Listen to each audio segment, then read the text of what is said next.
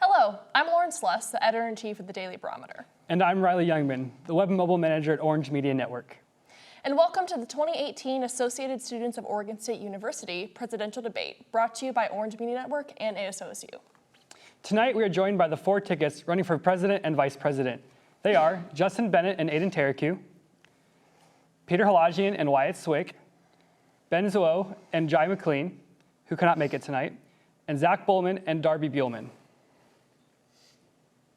The format for tonight's debate will include opening statements from each of the tickets, and then two sets of questions based on three different themes, including diversity and inclusion on campus, the cost of education and higher funding, as well as localizing national issues. In between each theme, reporters from the Barometer will be asking questions at large. Joe Wolf is live in the TV studio here on the fourth floor of the Student Experience Center. Tiffany Smith is in the lobby of the Student Experience Center as well. We will begin with opening statements. Each ticket will be given 1 minute to deliver their statements. We will start with Justin Bennett and Aiden Tariku. Oregon State University doesn't work unless it's working for everyone. Every student, every stakeholder and community member will be taken into account under our administration, because the thing that matters most to us is you. Your voice, your concerns, and your ideas will be taken into account under our administration. We want to enable unity amongst the student body through the persistent application of our 4 pillars. And as an administration, we want to focus on the importance of tuition affordability and fiscal responsibility. We believe in opening up dialogue with Board of Trustees members and applying continued legislative pressure. Secondly, we want to focus on transparency and accountability, holding students accountable as well as holding administration accountable as well. Third, we really want to deconstruct the stigmas associated with mental illness and create a community centered around mental health and wellness. And lastly, we want to create a community centered around diversity and inclusion and make sure this is a space for everyone to feel involved. If elected, we work for you, not the other way around. My name is Justin Bennett. And my name is Aiden Tariku. Thank you so much for having us. Thank you. Peter Halajian and Wyatt Swick. Thank you. Thank you. So, similarly, we understand that we work for the students of ASOSU, for the students of Oregon State. We hope to bring pragmatic change to Oregon State, and specifically to ASOSU, to do what we can in our positions to make the student government work for students. Everything from transparency, further engaging with students. I think ASOSU has really not marketed itself very well, and I think a lot of students may feel left out. And so that's one thing we'd like to change, updating our Constitution and some of the elections rules that make it perhaps harder or less interesting for students to be a part of our organization and take pride in their student government.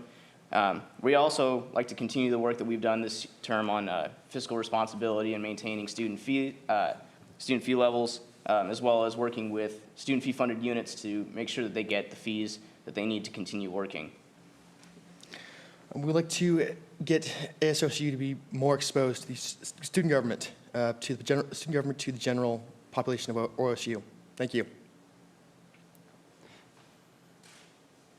We'll move now to Ben. Hi, thank you so much for having us. First, students are wondering what's happening. We lost control of our own government. We don't know what's going on campus. It's very difficult to get information and good information. And so basically, our platform, Jai and I platform, is called One Beaver, One OSU, which is about bringing the community together. It's about making sure that students work and help each other. It's about making sure that everybody is aware of what is really going on campus. It's about making ASOSU being the foundation of student leadership and student in general. Our platform reposed in 4 pillars, which are academic, student life, finance, and empowerment. And I feel like it's time for real change. It's time for big changes. We have had a lot of big and beautiful speeches. Now it's time for action. And if elected, I can assure you that that's going to be the case. Thank you. Thank you. And finally, Zack and Darby Buhlmann. With Zack and I being siblings, we put a really high importance on family and community. Our slogan being stronger together, we really hope to embody that moving forward, as well as to create a really strong platform for student voice on the Oregon State campus. A lot of what Darby and I are concerned with is we believe there's a mild disconnect between student government and the students here at Oregon State. And we believe that increasing that representation is something that's necessary for the forward progress of this organization. Similar to that, that disconnect can be bridged through, we believe, further polling, town halls for students to really express their voice and be understood and be heard, as well as, reaching out to clubs and organizations to ensure that every single person in this community has the opportunity to speak. Along with that, Darby and I are very concerned with the financial burden of college and wish to implement a bi-monthly pay period for student workers. Thank you. Thank you all. We will now move into the first theme of the night, diversity and inclusion on campus. You each will have an opportunity to answer the question, so we'll begin with Peter and Wyatt. How will your administration improve ASOSU's outreach to underrepresented communities? Diversity and inclusion are very important parts of any organization, and it's very important that students, whoever they are, feel connected. And like I said earlier, I think ASOSU, at least as long as I've been here, has not done the best job that I think it can of marketing itself to any group. So we've been thinking of several strategies to generally reach out to more students in the coming, in the event that we're elected. We'd like to see a greater emphasis on social media. In my time as speaker, I've been asked several times by members of the House how can we utilize social media better so people know what we're doing in the House, and I've usually been met from people higher up with we need to follow these guidelines, and it's very difficult. So, but we're very interested in reaching out to students through social media. We'd like to come around more. I think ASOSU is maybe stayed kind of in the SEC, and there are cultural centers on campus where students go to, partake in events and cultural issues, and I think ASOSU can do a better job of reaching out to those groups simply by going and being a part of them. I've done that this year with SSI, Student Sustainability Initiative. I went to a meeting and was able to do my job better because of it. I feel like that ASOSU hasn't been very well marketed, and it was just a slim chance that I stumbled upon it a couple years ago. But we want to get outreach to those community centers that's not included in ASOSU. So that's what we'd like to do.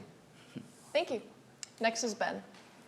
Yeah, so I read in the Daily Barometer the president of Oregon State University who stated when answering the question about one goal that he hasn't been able to achieve for the school. He said, we need to build the community we want here, a more inclusive, more supportive environment where everyone feels welcome and valued. And then he said, the fact that there is a new percentage of students who don't feel safe or don't feel people are here for them, it's just unacceptable things. And that's the truth. Unfortunately, with everything that is happening, a lot of students, including myself, have a very hard time to feel safe on campus, to feel visible on campus. And this is what, if elected, Jai and I will work hard on it and make sure that, first of all, we need to give more funding to centers. We need to give more funding to club organizations because they are the one also doing the work like firsthand. We also need to have more community-based meetings where we need to talk. We need ASOSU to really being the face and the student voice, but also be, as I said, that foundation. We need ASOSU to reach out to student workers. We need ASOSU to make sure that everybody is paid fairly and equally.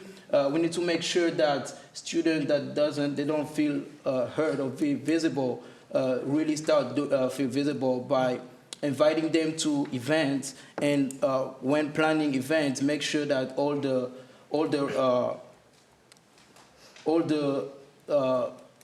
like background and every single student is represented in those events. And that's one of my goals, and hopefully if I get elected, I will be able to achieve that. Thank you. Now on to Zack and Darby. Can you repeat the question, please? Yes. Would you like to repeat it, Lauren? Mm-hmm. How would your administration improve ASOSU's outreach to underrepresented communities? So Darby and I have actually talked about this a lot because we believe that diversity and voice here are obviously extremely important to Oregon State. One of the big ways that we want to address this is our administration plans on setting up a diversity council, perhaps from students at large, members of the cultural centers, and furthermore, because that will allow them to more easily voice their concerns of their diversity issues and their voice to ASOSU directly. And so as president, I would have an open door. We definitely take time out of our week every single week to address that. Furthermore, we'd really like to have more diversity programming. Work with our offices to put on programming that's not just campus-wide, but community-wide. Yeah.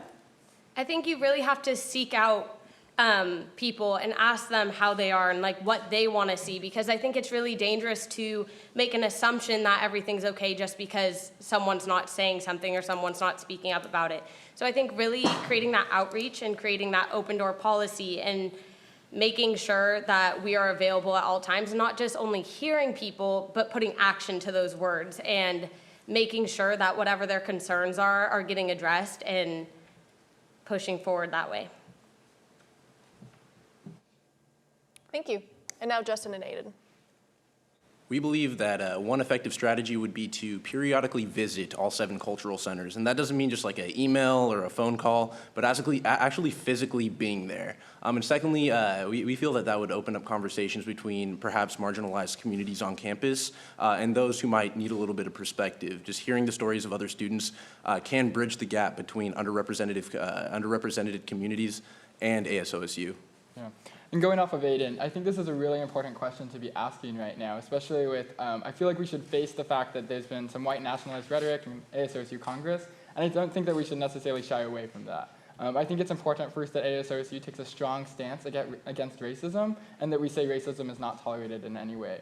That being said, we also need to make sure that we're opening up dialogues with people of different ideologies, and we need to be supporting people of different ideologies, making sure that we're not just having discussions, but really having ongoing dialogues with these people. One of the things Aiden and I really want to focus on is making sure that the ASOSU office space is much more accessible to people. One, a lot of people don't actually know where the ASOSU office space really even is. It's on the 2nd floor, SEC 250, by the way. And we really want people to be utilizing that space. It's a public space, and so people should really be getting to know who is working for them. And so we really want to have this idea of a constituents and coffee, where students get to come and actually meet people working in ASOSU and actually get to know them. And going off of what Aiden said, we also want to make sure that we're expanding our relationship with DCE and the 7 cultural centers on campus as well. I think the only way that we can really move forward into this next year and as a successful administration is to be coming together as a united campus and really be striving to make sure we're including everyone in the conversation moving forward. Thank you. Thank you. We'll go back to Peter and Wyatt for this next question. How would you ensure the ASOSU reflects the diversity of opinion and thought found in the student body as a whole? So the incident with the white nationalist in ASOSU Congress was brought up, and that's an issue that I really, I had a lot to do with as far as handling. We, I think, handled it very well and pragmatically. Obviously, we don't want to just remove people for their views, but there are views that are detrimental to our organization. That being said, people need to get involved if they want real change to happen in ASOSU. If they want their voices to be heard, people should be involved. And unfortunately, I think a lot of people don't know how they can get involved. So if we're elected, we'd really like to make it easier for people to get involved through, again, better marketing messaging, reforming elections codes and laws to make it easier for people to run if they so choose, or to campaign if they are running so that people know their message. It goes back to the Oswald thing. There was this big, there was the big quote about him when the newspaper, people were mad and they just wanted to kick him out of ASOSU right then and there. We really can't kick people out because of their views. In this case, we don't agree with his views, so it wouldn't be fair to kick him out even because of those views. But we're allowing the students to vote him out of office. I mean, we're calling for a recall vote. So if the student body wants to be in there and say that, and have a voice in there, then they need to go out and vote him out of office in this next election come Monday through the 16th. So thank you. Ben, you're up next. Yeah, thank you for the question. First, it will be voting. I come from a country where it's a very privileged to vote, giving that right. And I feel like when you're given that right, even in school, you should utilize it correctly. So decide who you want, to represent. Decide who you want to see in ASOSU representing you. Decide who you want to see in ASOSU to kind of take your voice out there, because ASOSU is the face of student. When they look at when people look at ASOSU, they kind of try to look at, okay, what is the demographic of Oregon State University? What are the thoughts? And I think that in this matter, ASOSU should take a stand. It's very easy to just say, oh, it's a freedom of speech, but we shouldn't confuse freedom of speech and then hate speech, because hate speech will bring violence, and we don't need that. How can you imagine that some students are afraid to go to the classes? Some students were afraid actually to go to the classes. Some students were afraid to go to work after that incident. And ASOSU should, in the future, hopefully, take stand, real stand, and being like, no, we don't want those kind of things to happen. And not just, hide behind the fact that, oh, it's a freedom of speech, because there is a very big difference between freedom of speech and hate speech. Second, I think that we need to have a meeting, sit down with Cultural Center, not just during election time, because that's what happened. During election time, we forgot that we, from the Senate or from ASOSU, and we go to them and talk to them. But what do we do during the whole year that we were in position, in charge? That's what we need to do. We need to reach out to them, not only when it's election time, but every single time, because they have the voice too, and ASOSU should be the one bringing that voice up to the administration and making sure that those marginalized community, as people like saying, but we really need to name them, are heard. Thank you. Thank you. Now to Zack and Darby. So as Darby and I previously mentioned, we believe that there is a strong disconnect between the student body and ASOSU. And one of the ways we proposed of fixing that, one of it, it's about communication. And we really want to communicate with our student body. With that, there's polling, so we could poll our students, and that's what we plan on doing. A big thing that we think is important if we want to truly represent the students here, it breaks down to representatives. And so representatives, as you've seen Justin and Aiden mention, it's hard to get into the SEC office. It's hard to approach ASOSU representatives. It's kind of closed off.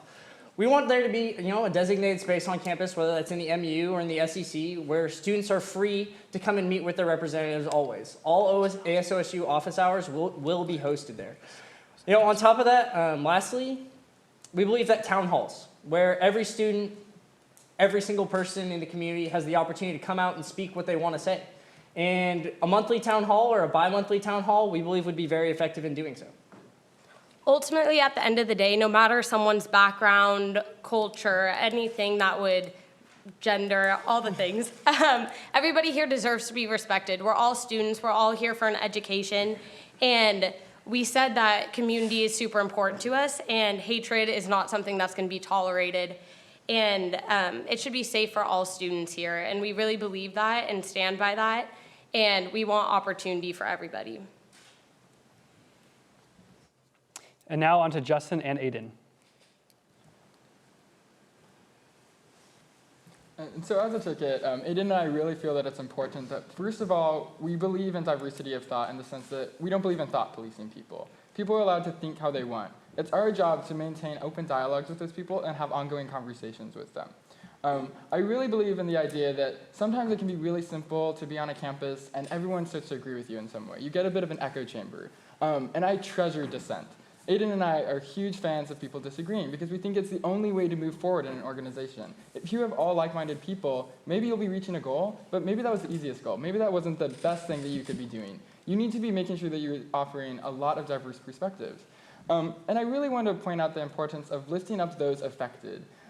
If something like this white national rhetoric is happening on campus, we need to be focusing on the people that this is hurting, and we need to be focused on the people that this hate speech is attacking. We don't want to be giving the focus to the person who wants it the most. We want to be giving the focus to the people who really need help and the people who really need to be lifted up by an organization. And that's the job of ASOSU, is to be supporting students. Let me assert my firm belief that differing viewpoints should be celebrated, not tolerated. And as an administration, we'd really like to cultivate a culture in which this is the norm. So one solution we have to this potential problem of a lack of diversity of thought would be to make seats more competitive through marketing for ASOSU. We've spoken with athletes, members of the Greek community, student parents, and just like a really wide variety of people affiliated with our campus.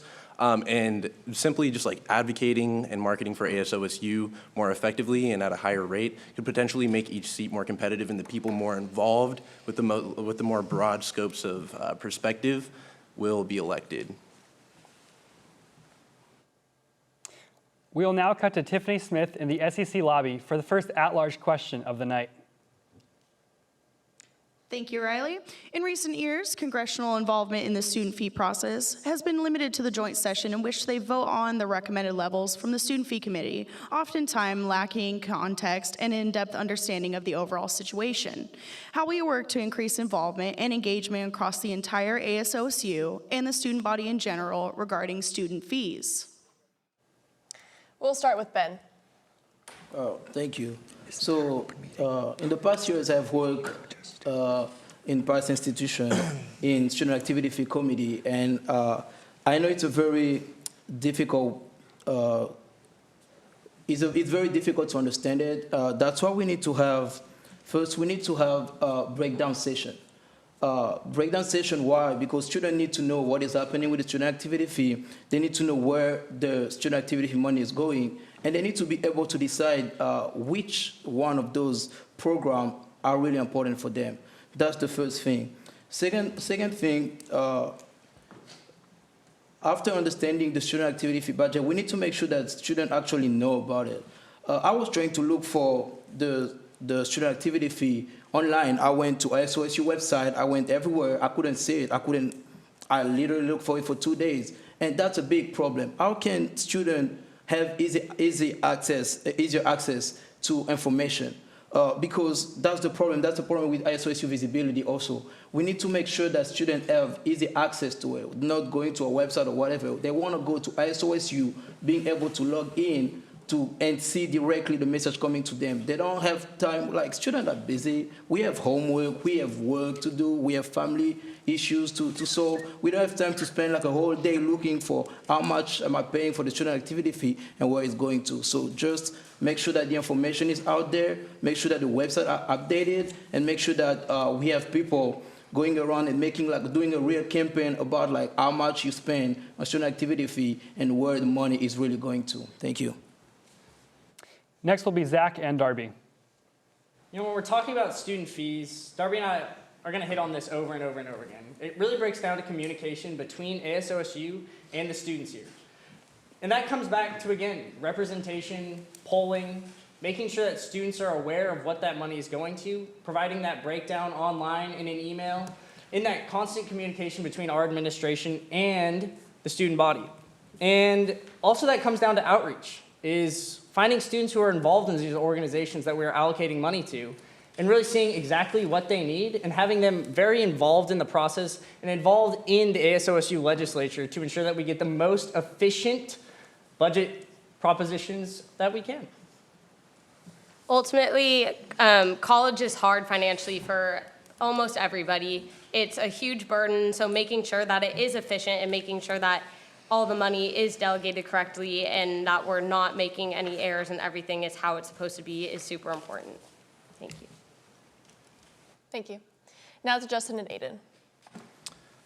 So one of our platforms was transparency and accountability, and we think we could increase transparency within the process of student fees through simply incentivizing students to attend candid conversations regarding student fees. Maybe we can incentivize them through providing coffee and donuts and things of that nature, and really just having conversations in the physical ASOSU space itself, so students are more on the same page and understand what's happening with the money they're spending. Exactly, and I think we see even in this last joint Congress that students, they can be active, and like we saw that the HSRC budget was actually turned down because students felt that they deserved more money, that more funding was necessary, and that's something that we really need to continue, is making sure that students are informed, and we want those decisions to come from students who really know what's going on. And that every student needs to have that right to know what's going on. And really, it comes back to that transparency and accountability. As your student leaders, like we said in the beginning, we work for you. We work for the students. And so it's our job to be listening to what you have to say, and it's our job to be making sure that you're informed about the decisions going on so that you yourself can make an informed decision. The student fees process is incredibly complex. It's a really complex and confusing thing which occurs every year. And so really just opening up conversations between ourselves as a student government body and students can potentially decrease the amount of complexity that's associated to student fees. And finally, to Peter and Wyatt. Thank you. So having led joint session this term, and been involved with the student fee process really since last year, I can say that each member of Congress had opportunities to come and hear the student fees being presented. Each student did as well. The SIFC has open hearings. Joint session is an open meeting where students can come, and in fact did come, to throw their support or their opposition to the funding levels for various student fee funded units, and that was greatly appreciated. Again, it comes down to the fact that perhaps students aren't aware that these meetings, that these hearings happen, and it's important that we reach out to them. That would be, students do deserve to know how their money is being spent, and we welcome their input. And I think if we're elected, we really just need to make sure that students are more engaged, that we are making sure that we are engaging students in the student fee funding process. Yes, the student fee committee meeting was open. So, I didn't get a chance to go because I had other obligations, but we just need more marketing for ASOSU. like I said, joint session, the student fee committee, we're all open. We just need people to get access, not access, but been known what's going on, either an email or a series of emails, but we need more marketing for ASOSU for not just student fee, but that student fee and ASO in the joint sessions, but everything else where they can come to other meetings. They can come to the joint House of Representatives and the senatorial meetings. We just need more access so more people know about it. And students need to know what those fees are being spent on, how they're being spent. Thank you. Thank you. We will now move on to our second theme of the night, the cost of higher education and funding. We'll begin this time with Zack and Darby. What are some of the tangible impacts student government can have on costs all students face associated with higher education?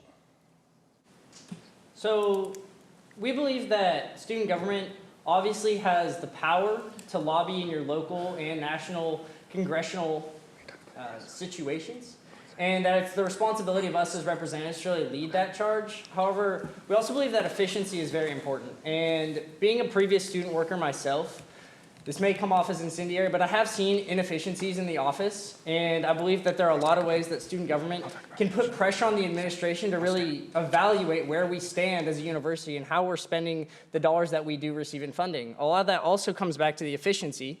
And within ASOSU has a huge budget, and I believe that students, really deserve to have that money well spent, and that we work very hard to hold ourselves accountable in office to lower that student fee as much as possible. Yeah, accountability is huge, and like Zack said, we just want to make sure that everything is done efficiently and that we're looking at all the costs and the way that they're being laid out for everybody, because financially it's hard to be a student here. Thank you. Next is Justin and Aiden. Yeah, so currently I serve as the Executive Director of Government Relations within ASOSU, and so I've had the privilege to really see the impact that students can have at the legislative level. And that means going to, having trips to go to DC, having trips where we go to Salem and actually get to meet with legislators and discuss the impacts of higher education on students. And I think one of the really important things that we need to notice is that there's two ways we can look at higher education and funding it within that. The first is legislatively. We need to be continuing our legislative presence at the Capitol, and we need to continue to make sure that we're pressuring representatives and senators into funding higher education. Secondly, we really need to be looking at the relationship with the Board of Trustees. And a lot of students don't necessarily understand what the Board of Trustees is and the role that they play in higher education. But board members are actually the ones every single year that set tuition on our campus. And they're the ones we need to be having open dialogues with continually. One of the programs that was piloted this year, and that I got the opportunity to take part in, is where we actually got to sit down with board members and have a discussion about our experiences on campus and what exactly it means for a student to be paying for higher education. It really allowed us to deconstruct what exactly we feel are issues on our campus and how those board members can help us moving forward. So ASOSU actually has control over student fees, and so if we have more of a diversity in thought within the physical office itself, that can lead to more encompassing legislation which is being drafted in regards to student fees. And lastly, really just pushing at a legislative level for more funding for higher education could potentially decrease the cost of tuition as a whole.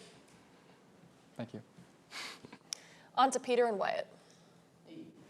So, as it's been said, lobbying is a very important part of what ASOSU does. If we're elected, we look forward to working with the administration as well as with the Board of Trustees and with our legislators in both Salem and in Washington, D.C. Student fees are, we've sort of gone over those, but of course, really, at the end of the day, what we need to be focused on is making sure that all money that the university has is utilized properly for students. And I think it would be something our administration would be interested in doing is getting perhaps an audit of the ways that student fees are spent, that perhaps the ways tuition is spent, so that students know exactly how much money is going to where and for what purpose. With the recent ASOSU budget, there was speculation of trying to get the athletic department to determine what was spent, where it was spent. And I know 2 years ago, they couldn't get that, they didn't get it to us in time, but it was this year, they were given to us, and we got to see somewhat of a breakdown what was spent on what through the athletic budget. And it's important that we continue to make sure that those kinds of discussions are had, that students know how their money is being spent. Transparency. So, thank you. And now Ben. Okay, thank you for the question. So let's have a real talk. Food and housing and security. This is the base. How do you want a student to be successful in class if it doesn't have a place to stay or to live, or if it doesn't have enough food?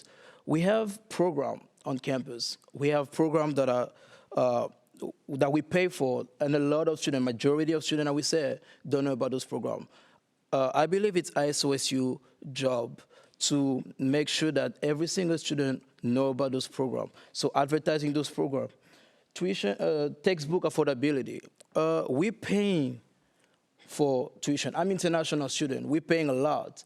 But then when you take a class, you have to also pay for access code. So you can use your brother or your friend book because you need to have an exact book because there is an access code. And there are some classes you have to pay for other websites. This needs to end. I think it's ridiculous. I think that ASOSU has a lot of power and should literally use it to put pressure on the administration for creating a system so then those kind of behavior could stop. Lobbying, it's a very important thing. We need to lobby. I worked as a director of legislative affairs last year in my last institution, PCC, and we lobby a lot. And lobbying is very powerful and it's very important.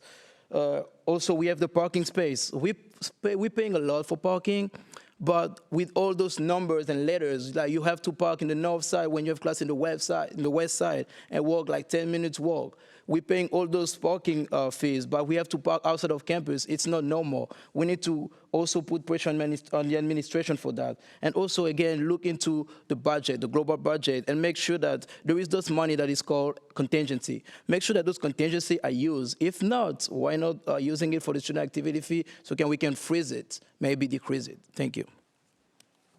Thank you all. We'll go back to Zack and Darby for the next question. How will you work with the university administration and the Board of Trustees to voice the needs of students?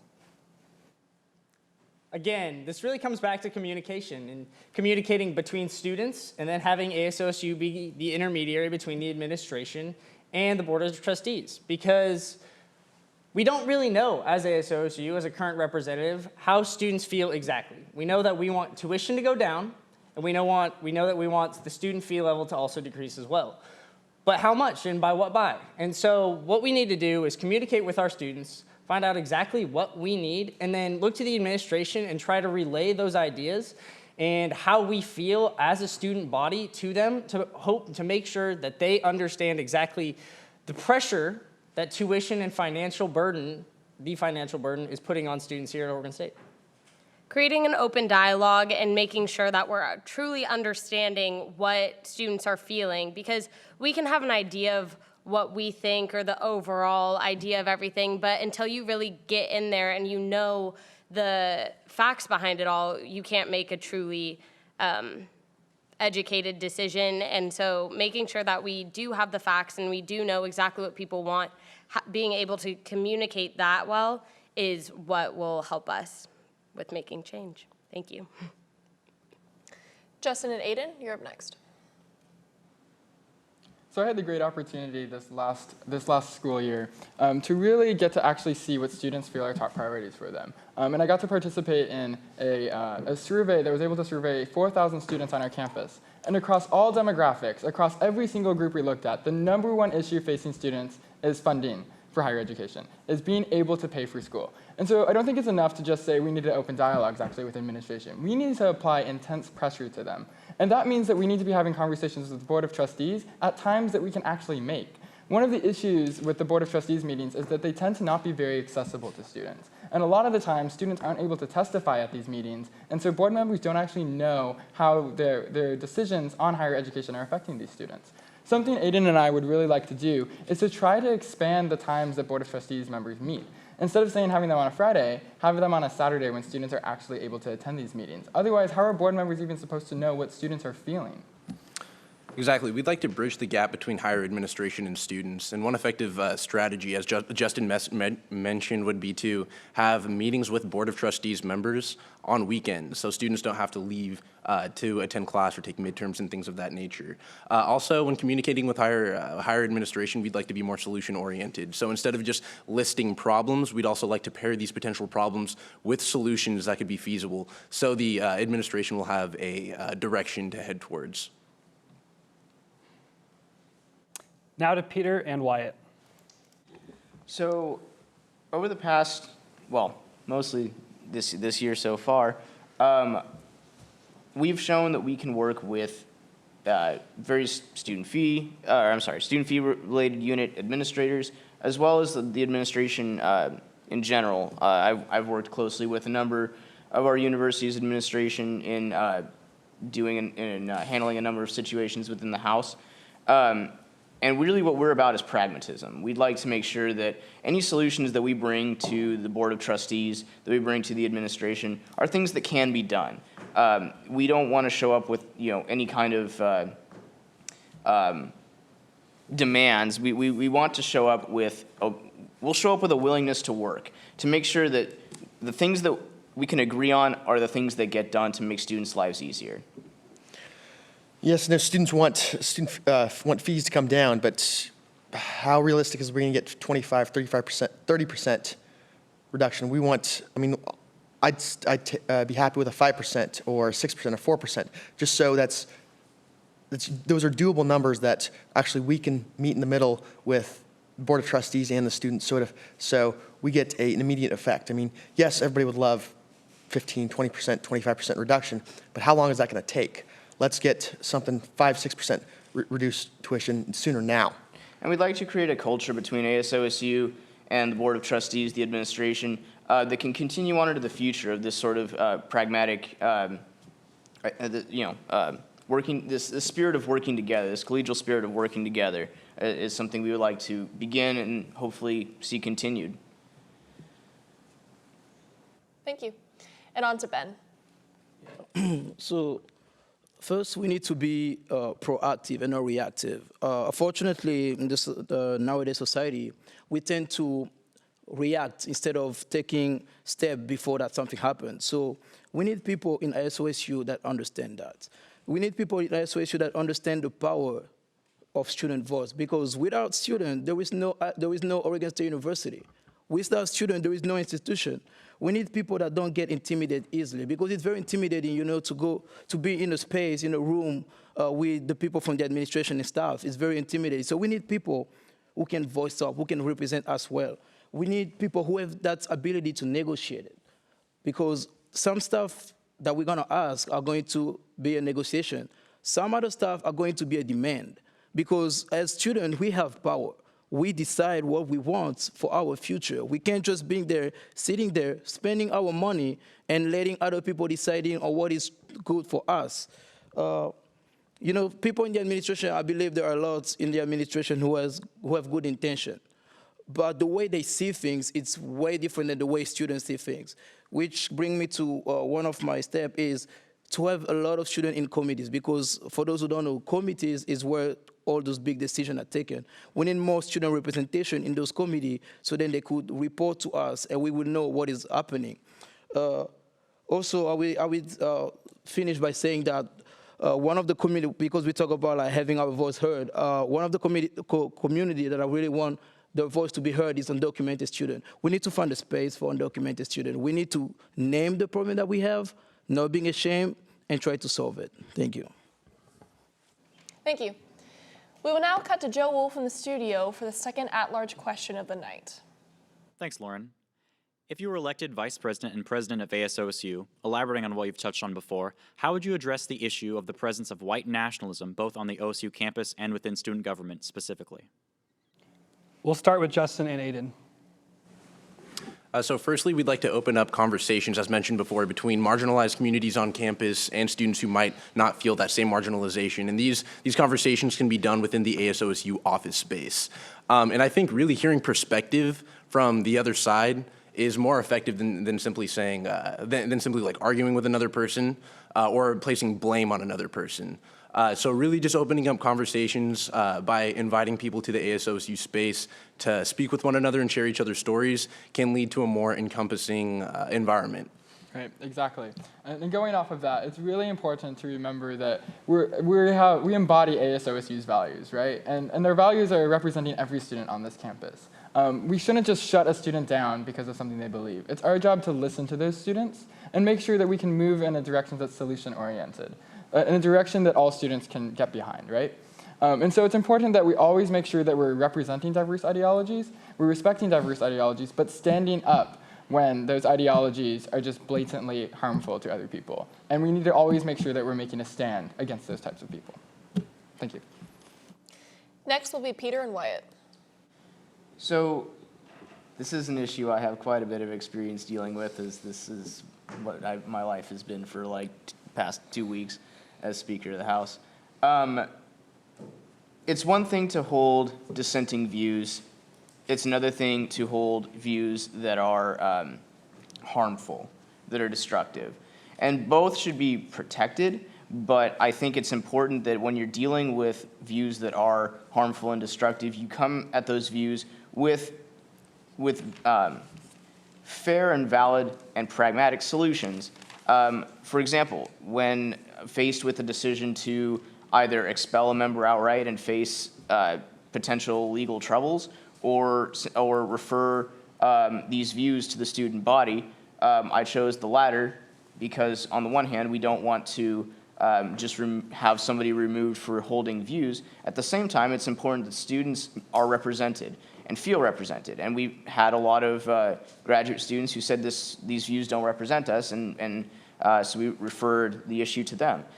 If we're elected president and vice president, we'll continue to take on those sorts of issues, those sorts of views, in a way that is fair, that is pragmatic, and that will make sure that no student feels marginalized for their views, but those views that are outright harmful are not tolerated. With the Oswald situation, we don't agree with those, but it's not our job to kick him out for having those views. So we're letting the student body have the opportunity to vote him out of office. I mean, if the student body does not agree with that, then it's their job and their responsibility to vote him out of office, because if it doesn't represent him, if student body does not want to be represented by him, then they should respectfully remove him out of office for the vote. And this is why it's so important to get students of all views involved in ASOSU. We want people to be represented by people who will effectively represent them. Thank you. Now to Ben. Thank you for the question. One Beaver, One OSU, that's the name of my platform. It's not just the name of a platform, it's an ideology, it's a movement. We have differences, but we have something in common. We all Oregon State we all Oregon State University students. We should love each other. We should care for each other, respect each other, and we should, as I like to say, we should have, we should vibe together. And when somebody, a lot of people confuse freedom of speech, again, as hate speech. Everybody has a right to speech. You have the right to speak your mind, and we all have to respect that, even if we have difference of ideas. Like here on stage, we have different of ideas, different way of approaching, but we respect, love each other. That's how things should be. When somebody starts speaking, like having hate speech, people are getting hurt. And it's ASOSU responsibility to make sure that those students are all right. It's from ASOSU responsibility, but also the whole administration responsibility to make sure that those students feel safe, they feel welcome. So we should try to talk to those students, approach them. I didn't see any of that from ASOSU this year. Emails are not enough. We receive a lot of emails. A lot of them, we don't even read them because it's just too much. So emails is not enough. We should take action. There is an event that we used to do in my past institution, and if elected, I would like to see that here. It's called Open Mind, Open Mic. People with a microphone, you go in front and speak your minds. You take bravery, you feel brave. It's not a safe space, it's a brave space where you go and talk your mind, and people can talk and disagree with each other, but respectfully. And I think we should have more of those initiatives on campus, and ASOSU should take a stand and not being ashamed or being afraid of what the rest of the students will feel. Thank you. And finally to Zack and Darby. So Zack and I talk a lot about open conversation, and really having the conversations, having the tough topics that you discuss is really where you gain knowledge and where you are able to connect with people and learn from others. And we talk about being stronger together because we want to take everybody's strengths and bring that together to make change. And we believe that hate talk is not what fuels positive change. It does the opposite. It's very negative. And we just don't think that that has a place on a campus that every student's supposed to be able to feel safe and is supposed to have all the opportunity to grow and become successful. Another big thing that Darby and I have talked about is within our administration, within our cabinet, having somebody with a title somewhere around of Director of Speech and Representation, because I've been a part of the most recent ASOSU Congress who has seen white nationalism here at Oregon State, and having somebody around and specifically designated to figuring out and finding exactly what all students need and what all students believe, we believe is very important. And as somebody who's also there not only to promote one type of speech, but all types of speech, even if it is hard to listen to, we believe that we do need to have that conversation.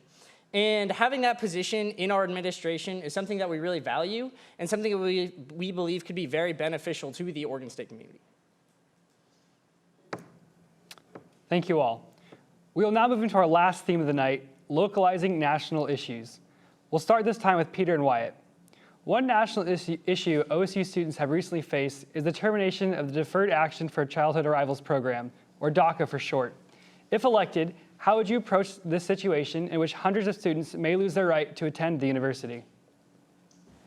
Thank you. So I believe this was actually a joint bill in the House earlier this year that I presided over. In dealing with this, or actually it was a resolution affirming ASOSU's commitment to Dreamers. ASOSU, part of our budget goes to funding the Office of Advocacy, which can help students, I believe, maintain their status and stay in school. And that's really very important to us. Again, better marketing of these services that are provided. ASOSU has a budget of somewhere in the ballpark of $1.2 million, and some of that goes to this program that can help students. It's a service that you pay for, and if you're in that position where you're faced with either, you're in between a rock and a hard place here, there is somewhere you can turn on campus, and if we're elected, we'll make sure that not only does this option stay well funded for students, but it's something that they're aware of, that they're engaged with. It's something that we definitely have to. Students need to feel safe here, and if we're elected, we will make sure that any student of any background can take advantage of the opportunities that they're afforded on campus. We need to make it so, like I said, all students feel safe here going to school, and there's no thought about that in their mind that they won't be able to finish the degree or the term just because they're a dreamer. Thank you. Next is Ben. Thank you for the question. Before diving in that topic, I would like to add something that I forgot to say. Last term I worked as a community relations facilitator in the ILC hall. And over there I work with residents. And a lot of residents have never been in contact with other communities than their community. So they're not really, you can't really blame people for not knowing enough about other community. This is where ASOSU and all these cultural centers and Oregon State University as an institution plays a role. We have a role as an institution to make sure that the students that come in Oregon State University, when they graduate, they know about diversity and they know about culture. Diving into the DACA movement, I was part of the student movement. I was co-founder last year in my old school of the student movement who pushed Portland Community College to declare itself as sanctuary institution.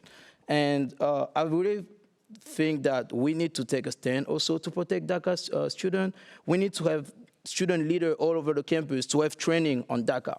What to do when ISIS come into campus.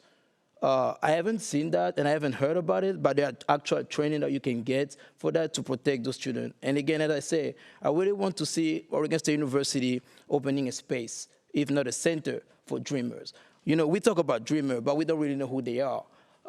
You have to approach them, you have to hear them, you have to know their story. And a lot of them, we actually come up from the shadow if they actually have a space, if they actually feel that the institution that they're studying in is there for them, if they actually know that the community with who they are living with are supporting them, are loving them, and are there to protect them and guard their back. Thank you. Now on to Zack and Darby. You know, we look at this issue of national problems and big things happening in the legislature as a whole at the national level, and specifically referring to the removal of DACA. Darby, I think it's very important that the legislation within the state of Oregon realizes that now is the time to make decisions, and it's our responsibility as ASOSU to make that very clear. Yes, we have the Office of Advocacy that does great work, but we need to realize the incentive to get this money and have funding for our students here comes from the students themselves. And so that comes to the mobilization of maybe this community and working with them to really make it clear that we have a plan. And there are things that we need to do together in order to make this happen. And this isn't a question for our legislation just about Oregon State. Yes, it's very important here, and these are the students it will impact, but it's also a question of students all over the state of Oregon, whether that's Southern Oregon, Western Oregon, U of O, PSU, UP, or a variety of other smaller institutions here. We need to make that step, and we need to make it clear that we're here for a reason, and ASOSU is going to be here for those students, and that we're going to put that pressure on the administration and the legislation to act now. We can't wait around. These people need action today. Thank you. And now to Justin and Aiden. So DACA, or the Deferred Action for Childhood Arrivals, allows dreamers and students to work, obtain a license, attend universities, become doctors, lawyers, etc., all legally. And it's something which Justin and I certainly agree with, and the values of DACA certainly align with our own. So I actually had the unique and pleasurable opportunity of serving on a DACA task force, where I got to meet with DACA recipients, sit down with them for coffee, attend meetings, and I really got to hear their stories. And essentially what I pulled from those experiences with Oregon State DACA recipients is that, like, we need to be calling our Congress people. We need to be hearing the stories of DACA recipients and urging our legislators and our Congress to vote in favor of keeping DACA. Yeah, exactly. And ASOSU, we have multiple branches. So we have the student government, which is really pretty well known. We also have ASOSU Safe Ride, and then we also have ASOSU Legal Services. And a lot of students aren't aware of the legal services that are offered on our campus. And something that legal services are trying to do is really trying to provide services, to DACA recipients. And we really want to make sure we're expanding that program and making sure that DACA recipients are aware of the programs going on. We also want to make sure that the ASOSU office space itself is really welcoming to DACA recipients. One of the things that can be really scary about being a DACA recipient is the fact that if you go and reveal yourself as a DACA recipient, you don't necessarily know how you'll be received. And you don't necessarily know if you're in a space that's going to welcome you. And so it's our responsibility as the Associated Students of Oregon State University to make sure that we're providing a platform for all of those students to come forward and speak, and come forward and actually feel comfortable sharing their story. I've had the great privilege of knowing DACA recipients and being able to talk with them, and I really know moving forward that this is something that as an institution we can tackle together. To some, Oregon State University and Corvallis is the most diverse place they've ever lived. To others, such as myself, Corvallis actually isn't that diverse. So really opening up conversations and allowing for perspective to be shared from DACA recipients can lead to a more encompassing student government and a more understanding campus. Thank you. Thank you. We'll go back to Peter and Wyatt for the next question. Many students have expressed concerns that there's a stigma around issues of mental health. Do you agree, and if so, what specific steps would your administration take to address this? So yes, I absolutely agree with that. And I've talked about this a lot with Wyatt and with others. I think what ASOSU needs to be striving for is promoting general wellness, not necessarily just focusing on mental health, but focusing on wellness as mental health relates to that. The idea of a student being well.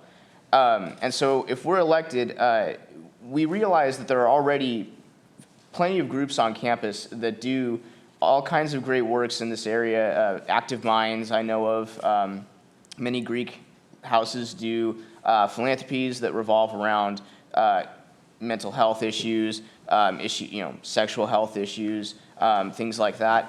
And I think it would be something ASOSU should do, and if we're elected will do, to partner with those groups, to work on their issues together.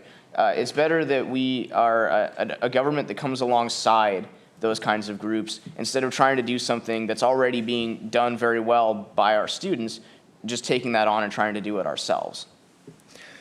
Yes, if we're elected, we would like to reach more to those groups that have those philanthropies or charity events to those local organizations that help with mental awareness.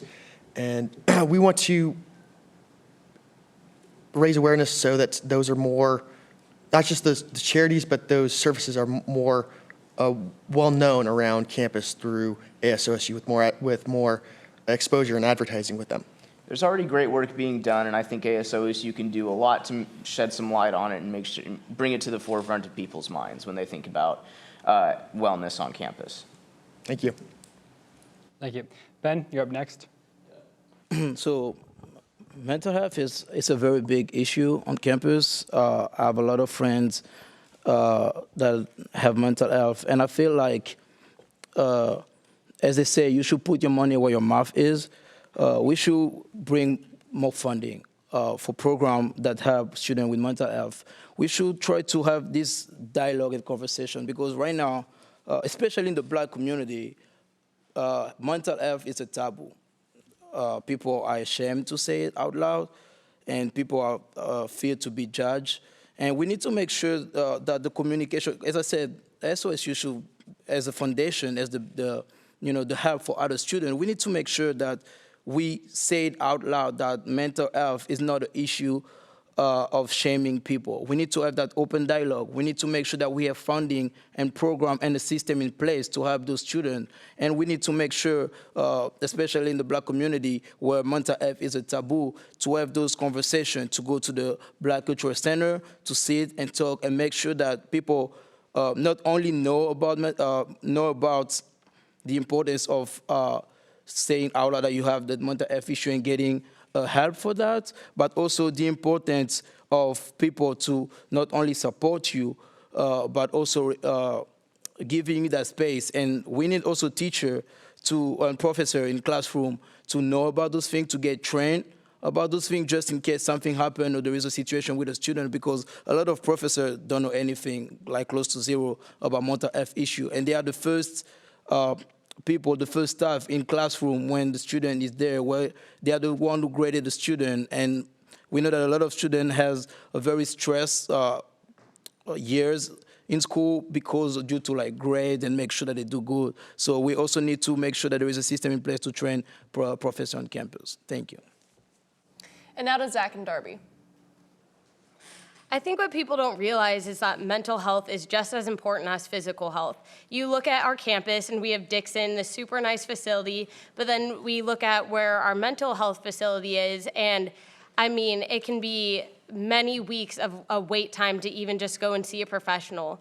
And that's just something that I don't think should be tolerated anymore. It's so important that the students here can thrive the way that we're supposed to be, and to make sure that our mental health is has just as much focus as something like our physical health, our social health, and stuff like that. And I think as an administration, we would love to say that as students, we can conquer the world and we can do anything. But I think realistically here, when ASOSU's had trouble even reaching the entire student body, this year, what it really comes down to is laying a foundation for the years to come, both with us and laying that foundation for the next generation of leaders to go after us. And so what that means for us in regard to mental health at Oregon State here is that we need to work with the administration very specifically and create a task force that will address the issue of mental health on campus here. Whether that goes to our legislators and creating programs, not just at the OSU level, but at the local community level and the state level. We believe that's very important for us to find that balance between the admin and the students, because we can't do it alone, and we really need to tackle that by working together, creating that task force, having a larger voice than just students, and working with our legislators to create programs that will allow us as students to really thrive, as Darby said, here at Oregon State. And now to Justin and Aiden. Sweet. Thank you so much for the question. And I think this is a really important issue, which is why Aiden and I actually set this as one of our 4 pillars, mental health and wellness. And I think that we can see this reflected in the fact, although student health services and CAPS recently moved out of the student fee process, they're still an integral part, and they're still a really important resource that students utilize. And what we see is that CAPS this year is requesting a 9% increase. And so we see that this is definitely an ongoing problem on our campus and something that we need to be tackling. And although it's moved out of the student fee process, that doesn't mean that we can't stop having conversations with administrative officials, and that doesn't mean we have to stop our partnerships with groups like Active Minds and other organizations on campus. I also want to stress, though, that although it's important to partner with these other organizations, it's also important as our own organization to be taking a stand on this, to actually be saying that we support those going through this, and we really support all students. And that's something that as an organization and ASOSU in the past has not been able to do. And that's something that Aiden and I really believe passionately about making sure is something that happens in this next administration. Mental health and wellness is integral towards collegiate success. So we want to look towards programs on campus that have worked and programs at other universities which have been effective and double down on those programs. So one thing Justin and I would like to do is continue our current administration and Active Minds efforts towards printing sexual assault response hotlines on the back of student ID cards, as well as suicide prevention hotline phone numbers on the back of student ID cards. One analogy I like to use, or like metaphor essentially that I like to use when we think about issues of this nature, like large and like complex issues, is track and field. It's almost like a relay race where you're passing a baton on to the next person, because these issues are complex and they can't simply be solved in 1 year. And so we would like to really build a foundation and start conversations and have comprehensive and like actual useful material that we can pass on to the next set of elected officers. Thank you. Thank you all. We'll now cut back to Joe Wolf for the final at-large question of the night. Thank you, Riley. If elected, candidates, what steps would your administration take to address the issue of sexual assault in the OSU community? We'll start with Ben. Yeah, thank you. So, sexual assault is it's also a big issue on campus. I was looking at the numbers yesterday night, and I was very pleased to see that sexual assault on campus reduces, but unfortunately we still have a problem with sexual assault out of campus. And again, it's about putting, as I said, putting your money where your mouth is. It's about putting resources, more funding, creating program. We have the Safe Ride that is really helpful, but we should also have other. Because I know, for example, I have example of friends who have called a safe ride, but never see the safe ride arriving. And there is a big issue. A lot of students are complaining about that. We need to have a backup plan, not just the safe ride. We need to invest in other program and other system that will keep students safe on campus and outside of campus. There is the Blue Light program that is in March, and I think that being in charge, being a leader, it's also about it's also about partnership. It's also about, making alliance, talking and working with other people. ASOSU cannot do everything on its own. We should partnership with the police, with the public safety, having a real big and known system in place that that will help students. I will also bring a little topic, which is the parking. I was talking with one student. She was staying how unsafe she feel on campus, and because of that, every time she taking classes at night, she has to literally park a car as close to the room as possible, and she got up to like $400 of ticket last year. This is unacceptable. It's something that we need to change. It's something that we need to look into it. We should be able to park as close as possible to our class to feel safe instead of parking and walking 15 minutes in the middle of the night. Thank you. Next will be Zack and Darby. All right, so as a woman, I totally understand this fear and this vulnerability when it comes to sexual assault and the idea of that is something that is so terrifying for so many people and is such an important topic to talk about. And one of those, what goes along with that is having that open discussion. I think it's a touchy subject for a lot of people, and you have to be able to talk about it, though. That's how you understand, and that's how you learn, and that's how prevention happens. And then we also look at our Safe Ride program, which Ben kind of talked on, I've been out with my friends, and I call a Safe Ride, and it's an hour, and nobody's going to be waiting around an hour, so you end up walking home. You're put in these unsafe situations when you're supposed to have a vehicle called Safe Ride. And so expanding that program is something that Zack and I have talked about, and laying that foundation in order to progress that program, because we think that is something that is so unique that Oregon State has, and something that we should make sure that we're expanding and utilizing to our best ability. I think along with that goes the accountability of ASOSU and laying out a very strong no tolerance policy for sexual assault, and reaching out to survivors of sexual assault and making them feel safe and at home, because it's very hard for people, whoever it was, who were assaulted to come out and come forward. And we want to create a space where they have the opportunity to speak freely and speak without fear. And Darby and I believe that providing something like that is integral to the foundation of Oregon State and the community here, and that's what we're all about. And I think it's also really important to realize that it's under 5% of women who falsely claim sexual assault, so taking anything seriously and going to the full extent of making sure that anybody here on campus is feeling safe and feeling like they can be heard. Thank you. Thank you. Now to Justin and Aiden. So when addressing sexual assault, Justin and I actually developed a two-pronged approach with this complex issue. So first, we want to see what steps we can take towards preventing sexual assault, and secondly, what we can implement in times of danger. So Justin's going to talk a little bit about a backcourt class that we had an idea about implementing into our curriculum. And then secondly, as we mentioned earlier on the last question, actually continuing our current administration and Active Minds efforts towards printing sexual assault response hotline phone numbers on the back of student IDs. Right. Yeah, exactly. Going off of what Aiden said, we really want to look first at the fact that this is an issue that affects everyone. It affects all genders and people of all sexualities. And I think it's a really important thing to take note of. And something that we'd really like to see happen is to expand this into the backcourt.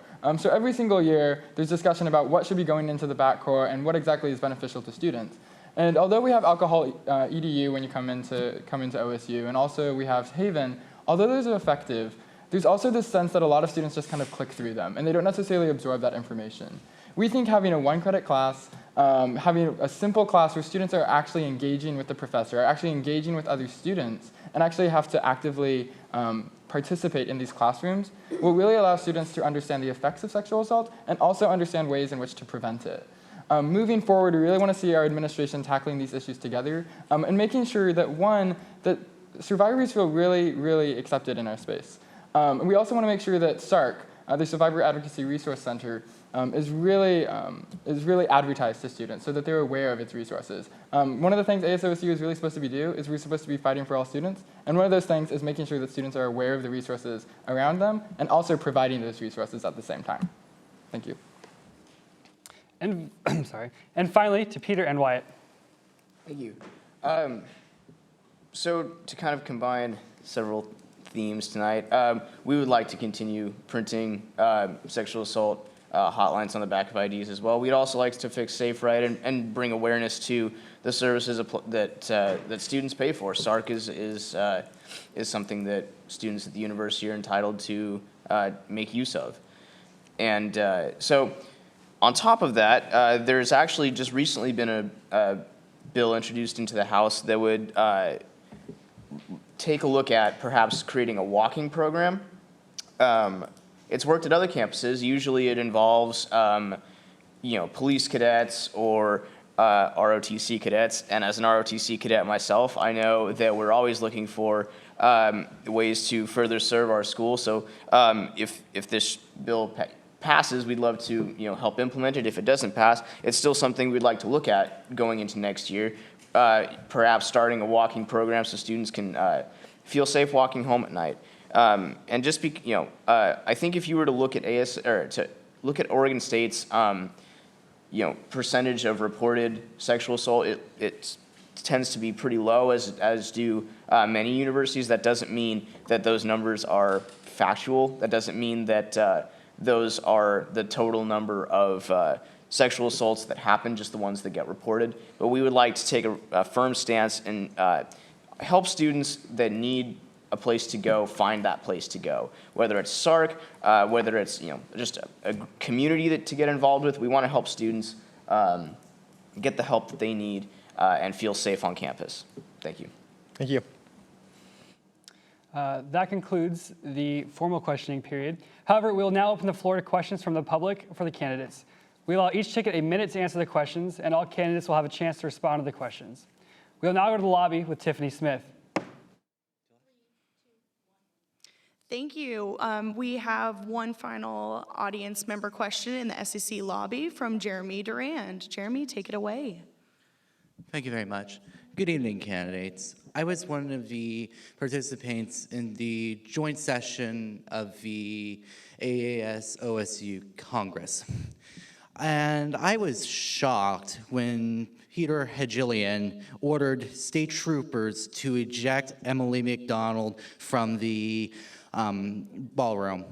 As my question, I ask, what will you do if elected president to stand up for those who stand up to fascist bullies on campus? Thank you very much. Thank you. We will start with Ben. Thank you for your question.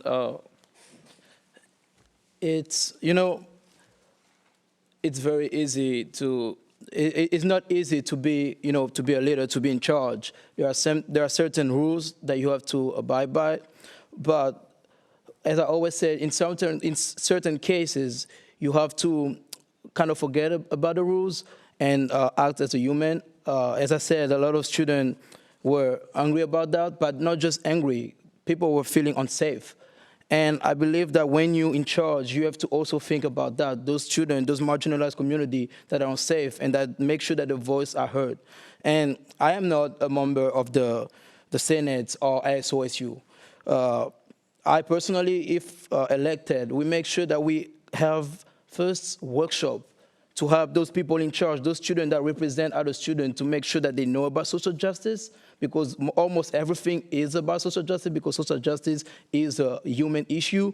And then we want to make sure that the people in the Senate or in the House know how to treat students equally, because we're all students. No matter if you get elected or not, it doesn't change anything. You're a student. I will be a student as well as you, and I think every student deserves respect. As I said, my platform is about love, getting people together, and I think that's what we should do. And getting people together sometimes means going to those people, those marginalized students, going to those students without a voice, instead of waiting for them to come to you to actually go to them. We shouldn't wait for students to show up to the Congress or whatever, so then you can try acting. We should act. We should be proactive and not reactive. Thank you. Next will be Zack and Darby. First of all, I want to say thank you for standing up at joint session and making your voice heard as a student. I believe that's very powerful and impactful here, and that with one comes many, and being a strong individual and standing up there and being the first is very impressive. And I think to address your question, it really breaks down to student voice and student representation again. And it's a judgment call. I will say at Peter's time, he did what he thought was right, and it's not my decision here to tell him whether that was right or wrong. But it is important to realize that should I have been in that situation, maybe we take it a little differently. I can't say it. I wasn't there. I was there, but I wasn't in charge. It's important to make that statement and make that student voice heard. And still, I believe that allowing for gallery comments at the end was, the right decision. But I do believe that students at that point in time, it is hard to make that judgment call. Very specifically to address how we would stop white nationalism, I think that also comes down to your student representation. Vote.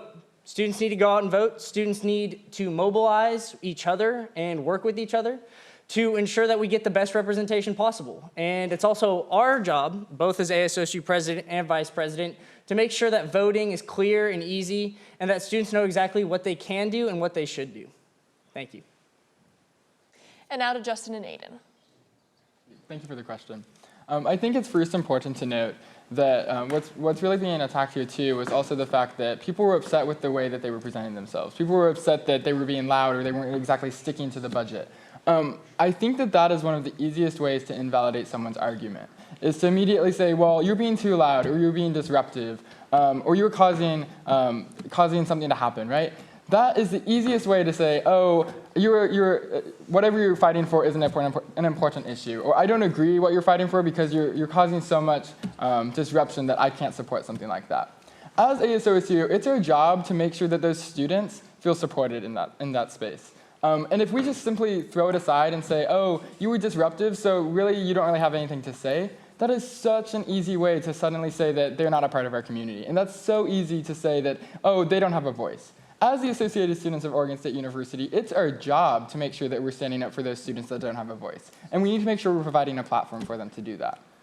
Protests should be celebrated, not tolerated. Whenever there's a protest occurring, it suggests that there's some sort of injustice happening on campus.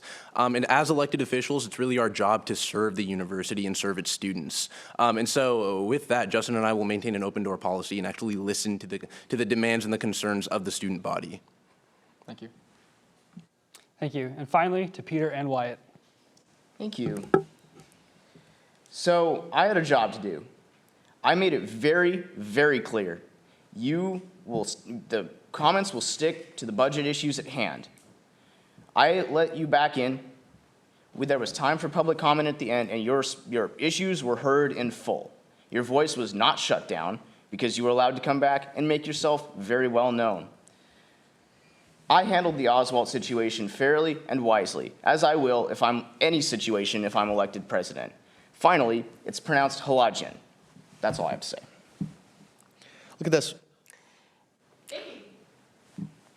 I look at it this way. You wouldn't speak up during the middle of a midterm. You wouldn't, there's a time and place. Yes, the comments being said were not pertaining to the budget, but we did open up gallery comments for the end. So that was a situation where you wait till the end, then you can say what needs to be said about the issues at hand. We had a job to do. We had to pass the joint resolution bill. There was a time and place for everything. When they first started talking about their views on Oswald, yes, we appreciate your views. Yes, we want the students to talk, but there's a time and place for everything. That was not the time or the place. At the end was the time and place. Furthermore, at my insistence, the Judicial Council moved to hold a referendum to recall Representative Oswald, which we handled before the meeting started. We handled the situation. Thank you. Thank you. Thank you. We will now go to Joe Wolf live in the studio for a question asked from a student on Twitter. Thank you, Lauren. Our last question of the night comes from an OSU student via Twitter. This is from Corey Zimmerman, the previous president and co-founder of the Delta Lambda Phi fraternity chapter here at OSU. From what I've heard, the trans and non-binary communities on campus have received a significant number of disrespectful comments regarding their identities. How does your administration plan to address this lack of respect? Thank you for that, Joe. We'll start with Justin and Aiden. So firstly, one thing that Justin and I have really started implementing into our personal lives is addressing groups as you all instead of you guys, because our rhetoric is more encompassing that way. And so really just like cultivating a culture in which everybody is being included and accepted regardless of ethnicity, background, sexual orientation. So really making sure people of all backgrounds are accepted within our office space is absolutely integral to our campaign.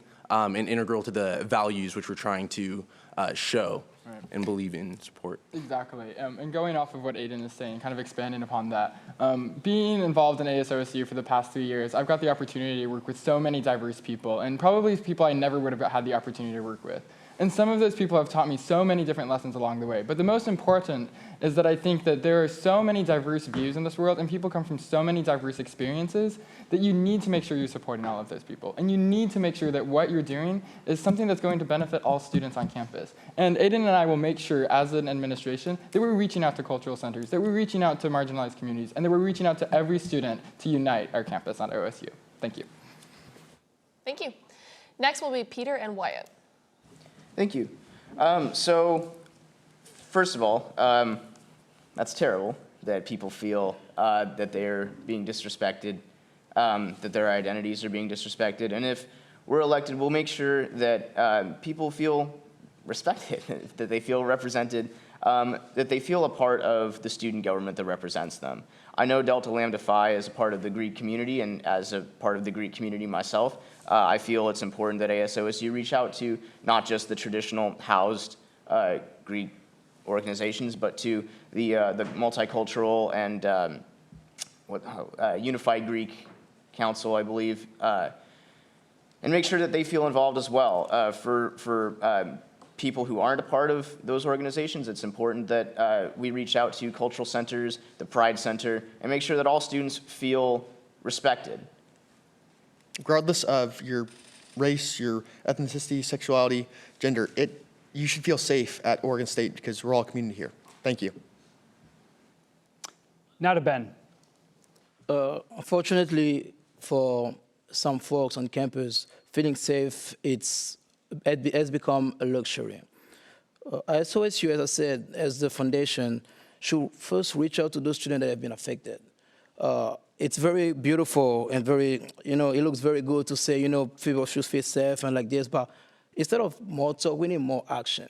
Reach out to those students, make sure that they have the resources for them, that we provide the resources for them. There was a campaign, I Will Go With You. I don't know if it's been happening here in Oregon State University, where you were a campaign student, LGBTQ student, especially trans student, to walk with them to the restroom, to the bathroom, to make sure that they are okay, they are safe. We need more campaign like this. Having, for example, funding a program where people who have bottoms, where somebody from the trans community or LGBTQ community see those people with those bottoms, they feel safe. Instead of a lot of talk and beautiful speech, I think it's really time for action, and it's really time that ASOSU acts as they should be, as it should be acting. Thank you. And finally to Zack and Darby. So Zack and I's older brother identifies as gay, and so we really have seen what he's gone through, and it's one of our passions to make sure that that doesn't happen to anybody. Nobody deserves that. He's struggled in school, and he struggled with depression because of these negative comments that have hurt him, and it gets to you, and it's just an environment that nobody should have to deal with. And I know that I've had people say stuff to me that have been hurtful about him, and so I think having that experience and us kind of knowing how that feels to see a loved one treated like that, it's really important that we are creating a place that and developing a culture that is not okay, and giving the people who are affected by that support and making sure that their voices are heard and that changes. I think it's impossible to understand unless you've been a part of it or had a family member affected by it. And as Darby said, we are a community and we are a family here. And regardless if Darby and I win this election, we will both be open to speaking about that and working with any individual no matter what. Thank you. The ASOSU elections will open on Monday, February 12th at 12:01 a.m. and will stay open through Friday, February 16th at 10 p.m. All voting will be done electronically through the ASOSU election website. Don't forget to share your thoughts with us using the hashtag ASOSU Debate. From all of us here at Orange Media Network and ASOSU, thank you for tuning in and have a great night.